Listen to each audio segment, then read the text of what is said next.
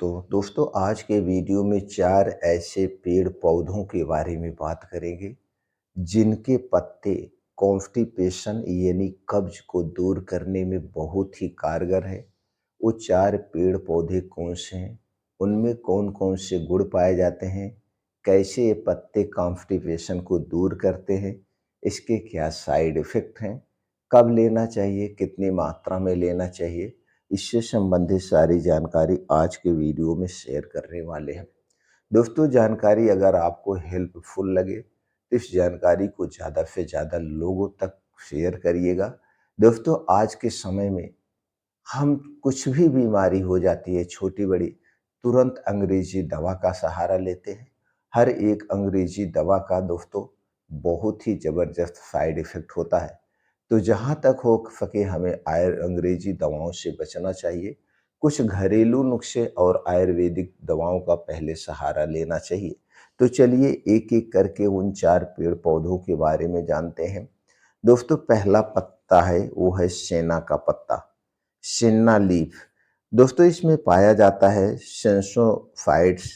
फेनोसाइड जो आंतों की मूवमेंट को बढ़ाता है और कब्ज को तुरंत दूर करता है। दोस्तों अगर हम इसके फायदे की बात करें तो ये कोलन को डिटॉक्स करता है और हार्ड स्टूल को यानी लैट्रिन को मुलायम करके आंतों को साफ करने का काम करता है। अगर हम इसके पोषक तत्व की बात करें तो इसमें ग्लाइकोसाइड, फ्लेवोनॉइड्स, कैल्शियम और आयरन जैसे कई महत्वपूर्ण पत्ते पाए जाते हैं, पोषक तत्व पाए जाते हैं। दोस्तों जितने भी आयुर्वेद में कब्ज की दवाएं बनाई जाती हैं लगभग में इस सेना के पत्ते का प्रयोग किया जाता है। अधिक मात्रा में हमें नहीं लेना चाहिए और ना तो लंबे समय तक लेना चाहिए, नहीं तो हम उस पर निर्भर हो सकते हैं। प्रेग्नेंट औरतों को और छोटे बच्चों को डॉक्टर की सलाह पे ही लेना चाहिए। उपयोग करने का तरीका क्या है? उपयोग करने का तरीका क्या है? अगर इसका पेड़ आपके आस-पास, पौधा आपके पास हो तो दोस्तों इसके 4 से 5 पत्ते रात में खाना खाने के बाद आप ले सकते हैं, सुबह पेट खुल के साफ होगा।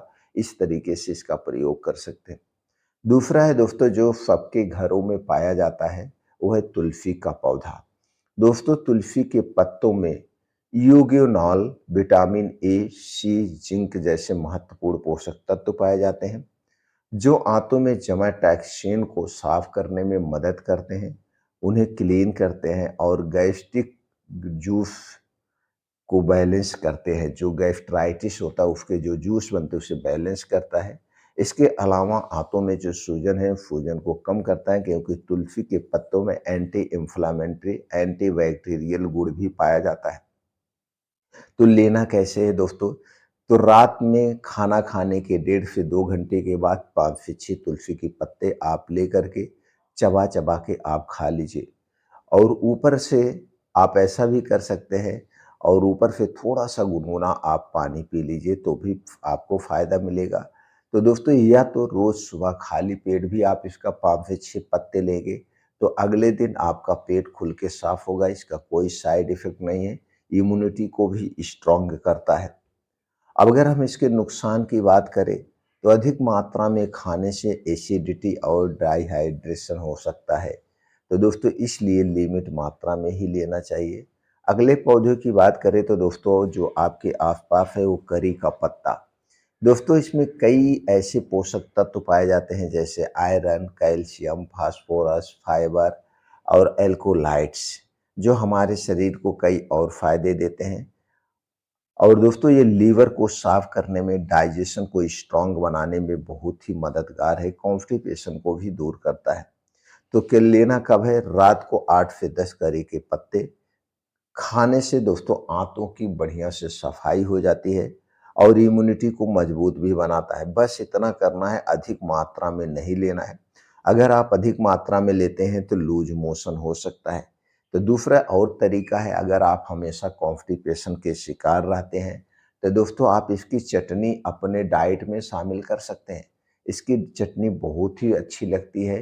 इस चटनी को बनाने के लिए आप इसमें लहसुन डाल सकते हैं, हरी मिर्च डाल सकते हैं, आंवला डाल सकते हैं, ये सब डाल करके इसकी चटनी अच्छे से खा सकते हैं।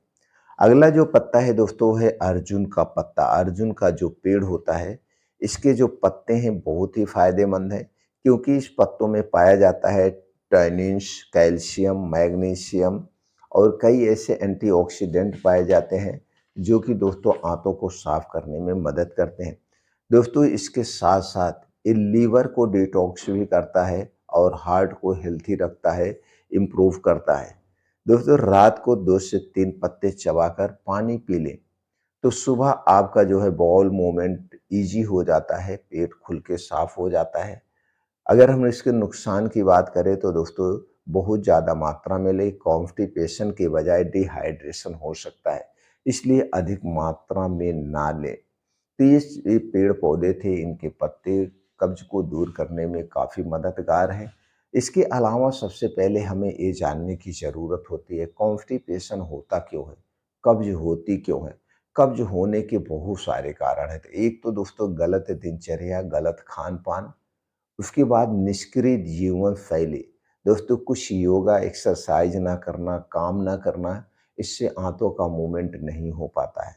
तो अपनी डाइट को बदलें। डाइट बदलने का मतलब दोस्तों हमें बाहर की जितनी भी तली भुनी चीज़ें हैं उन्हें खाने से बचना होगा। बाहर की चीज़ें जो बनाई जाती है वो मैदे से बनाई जाती है, जो भी चीज़ें हो, मिठाई हो, ब्रेड हो, पकौड़े हो, समोसे हो, पिज़्ज़ा हो, बर्गर हो, मोमोज़ हो, जितने भी चीज़ें हैं लगभग मैदे से बनाई जाती है और मैदे में फाइबर ना के बराबर होता है। इसलिए ये आंतों में जाके कि चिपक जाता है। ऊपर से दोस्तों बनाने में जो प्रोसीजर किया जाता है वो सारी चीज़ें नुकसानदेह हैं। इसलिए जिसमें फाइबर नहीं पाया जाता उन चीज़ों को खाने से बचना चाहिए। फाइबर वाली चीज़ें गैस, कब्ज़, एसिडिटी से बचाती है। तो इसलिए बाहर की तली भुनी चीज़ें, पिज़्ज़ा, बर्गर, मोमोज़ खाने से बचना चाहिए। कोल्ड ड्रिंक्स, सॉफ्ट ड्रिंक, धूम्रपान, अल्कोहल से बचना चाहिए। ये सारी चीज़ें हमारे स्वास्थ्य के लिए हानिकारक है। इन्हें खाने से हमें दूरी बनाना पड़ेगा। इसके अलावा डेली रूटीन में 1.5 से 2 घंटे योगा करिए, प्राणायाम करिए, मेडिटेशन करिए। इससे आंतों का मूवमेंट बढ़ता है। और एक नियम अपना लीजिए। दोस्तों है रात के खाने का नियम। आज के समय में लोगों का रात का खाने का नियम एकदम गड़बड़ हो चुका है। यानी कि सब लोग दोस्तों 9 बजे के बाद ही खाना खाते हैं, जबकि सूर्य डूबने के बाद हमारा पाचन तंत्र स्लो हो जाता है। अगर आपको स्वस्थ और निरोग रहना है, तो रात का खाना सूर्य डूबने के 1 घंटा पहले खाना शुरू कर दीजिए। जिस दिन से आप इस नियम को अपनाएँगे, दोस्तों उसी दिन से आपका शरीर अपने आप स्वस्थ और निरोग होगा। और सुबह के खाने की शुरुआत हमें सूर्योदय के 2 घंटे के बाद करना चाहिए। जब सूर्य की किरण हमारे शरीर पर पड़ती है, तो हमारे शरीर में कई प्रकार की जैविक घड़ियां पाई जाती हैं, बायोलॉजिकल क्लॉक होते हैं। तो अपने आप को रीसेट कर लेते हैं दिन के हिसाब से। और जैसे सूर्य डूबने को होता है, तो दोस्तों शाम के समय में अपने आप वो घड़ियां रीसेट हो जाती हैं शाम के हिसाब से। इसलिए रात का खाना सूर्य डूबने के 1 घंटा पहले खाएं और दिन का खाने की शुरुआत सूर्योदय के 2 घंटे के बाद खाएं। ऐसा करने से आप हमेशा स्वस्थ और निरोग रहेंगे और दोस्तों बीमारियों से दूर आप रहें।